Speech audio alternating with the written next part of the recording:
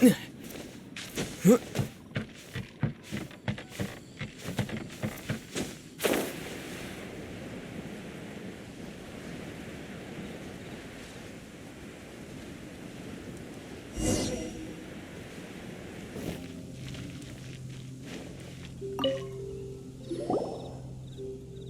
there! Checking in, are we? You're just in time. We only have 2 rooms left. Since this was chosen as the building site for the new Jade Chamber, we've had a constant stream of people in this area. And not just workers either. Visitors, business people, tea sellers, all sorts. So, business is booming for me today. Very few vacancies. You're lucky you got here when you did. Great! One of your rooms is still being cleaned. I guess it should be ready within the hour. The other room is just through the door on the left. Here are your keys. All right. Hope you enjoy your stay. Please excuse me, I'll leave you to it. Shenhe, you should go get some rest. We'll hang around outside until the other room's ready. Paimon's gonna go see if there's anything good to eat around here. Paimon couldn't help but notice one of the guests walk in with a huge grilled chicken drumstick before. Let's buy one for Shenhe too. She can have it as a midnight snack, or save it for breakfast tomorrow. All right. I will head to my room for now. If you need anything, don't hesitate to disturb me. I'm a light sleeper. I will hear if you knock on the door.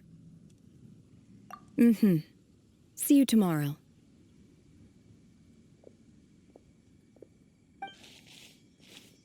Hey! Isn't that Cloud Retainer? What's she doing here? Let's go and say hi.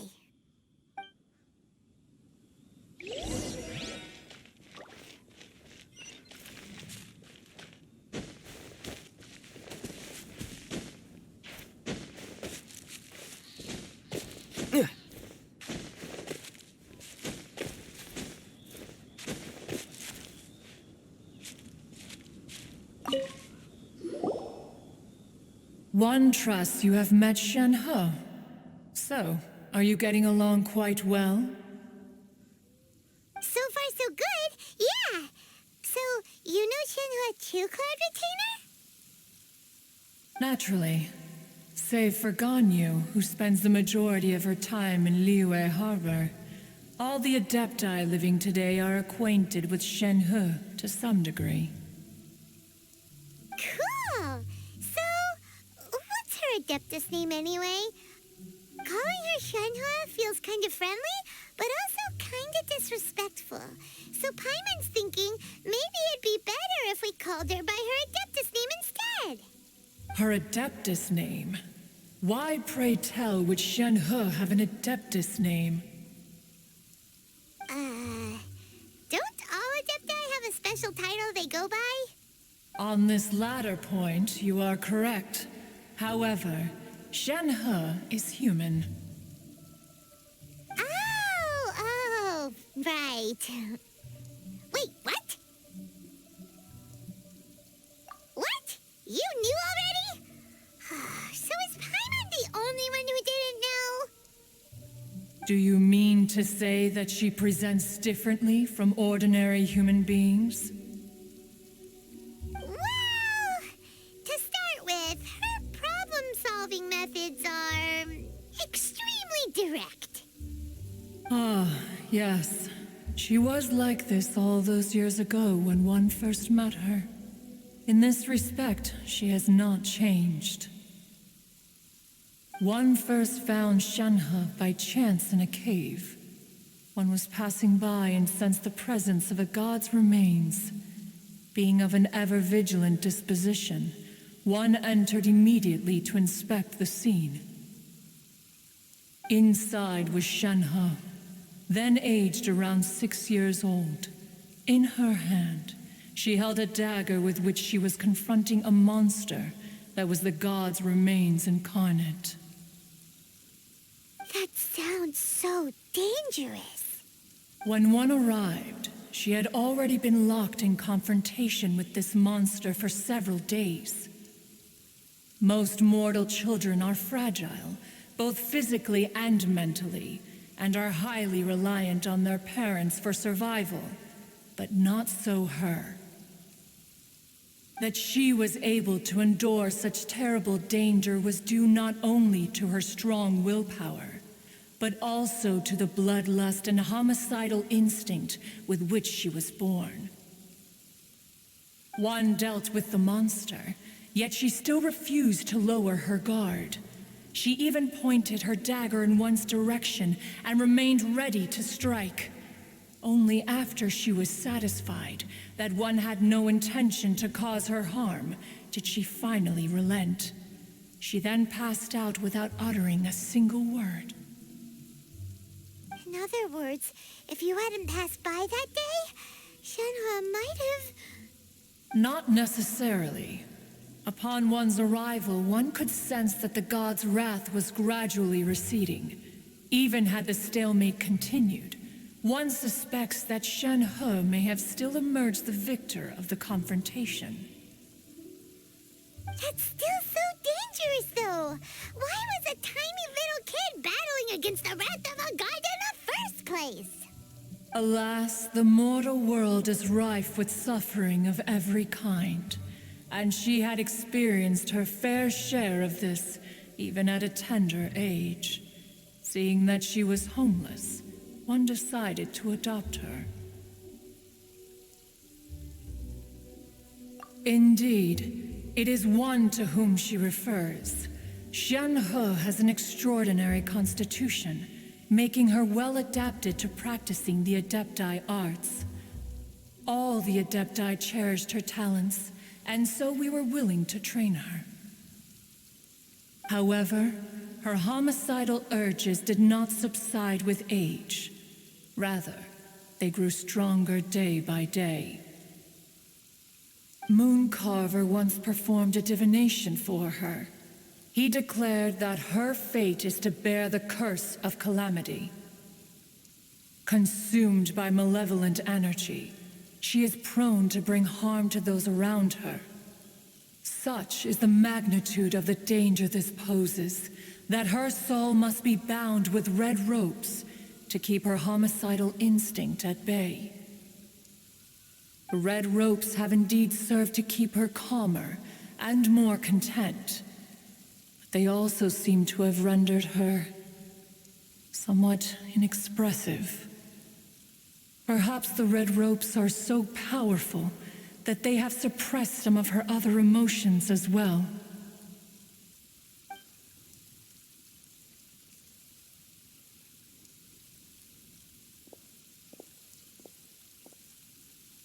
It is only by fate that people's paths may cross.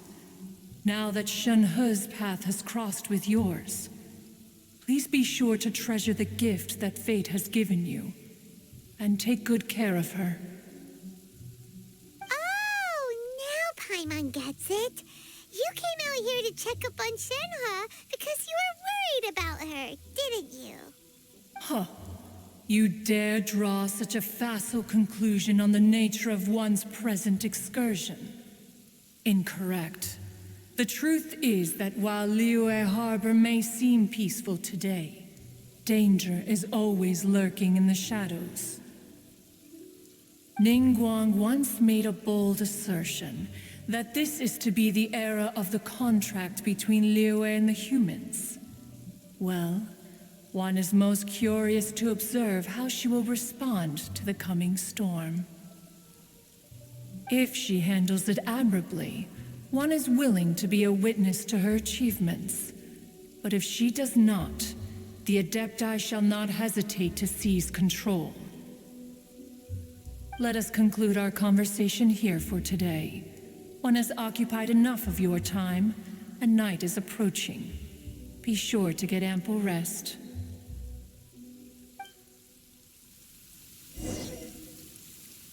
So, Shenhe isn't an Adeptus after all. She just grew up around the Adepti. Oh, no wonder she doesn't like being treated as an Adeptus. Having everyone falling over themselves to show their respect all the time must be kind of hard to deal with.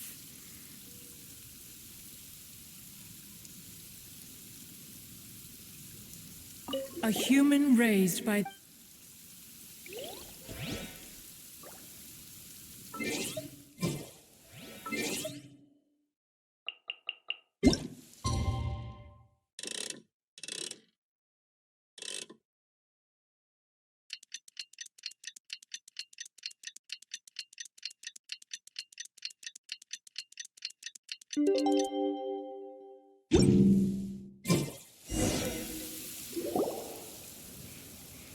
Hey, so, Shenhua, Master has relayed my situation to you, I take it. oh? How did you know? I'd intended to wait until you came back before going to sleep, but I didn't hear you come in. I was worried that something may have happened to you, so I went outside to check and caught sight of my master. On top of this, you have been acting very strangely around me this morning, causing me to suspect that my master must have told you everything about me. After all, Master is... very talkative. Sorry, Shenhua. Paimon had you down as an adeptus this whole time, but it turns out Paimon was wrong. It's okay. I don't mind. The fault is mine for not explaining everything to you sooner, because in my experience, trying to explain is a futile pursuit. Still, though you mistook me for an adeptus, you never treated me as distant and unapproachable. Instead, you treated me as you would a friend. For this, I am very grateful indeed. To be fair, we've met our fair share of real adepti, too.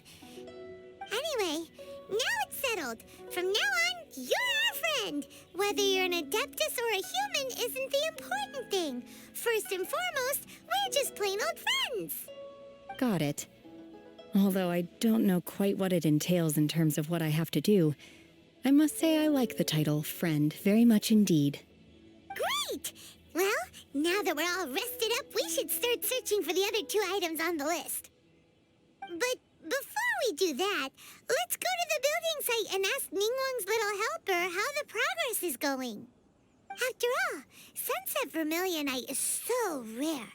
Paimon doubts many competitors will really be able to find any. If it turns out some of them have given up already, we'll be able to take things a little more slowly. Oh, and another thing. We bought some grilled chicken drumsticks on the way back last night. There was a place just outside. Here's one for you, Shenhua. Try it. They're so good. I concur. It has a rich flavor, far more agreeable than those I've cooked for myself in the wilderness in the past.